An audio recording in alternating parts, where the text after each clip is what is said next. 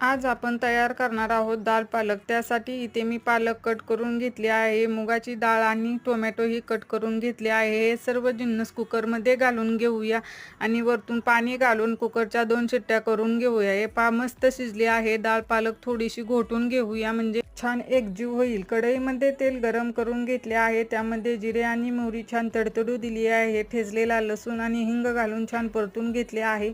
एक कांदा उभा कट केलेला तोही छान परतून घेतला आहे। त्यामध्ये हळदी पावडर आणि लाल मिरची पावडर घालून छान परतून घेतली आहे आणि शिजलेला डाळ पालक घालून छान मिक्स केला आहे। वरतून चवीपुरते मीठ घालून घेऊया आणि छान मिक्स करून एक उकळ येऊ देऊया। आता वरून गरम मसाला घालूया आणि छान उकळ येऊ देऊया। हे पहा मस्त कट आला आहे। आता आपण दाल पालक वरती घालण्यासाठी तडका तयार करून घेऊया। त्यासाठी इथे मी तूप गरम करून घेतले आहे। ठेचलेला लसूण आणि 2 लाल मिरच्या घालून छान तडका तयार करून पालक वरती घातला आहे। तयार आहे आपली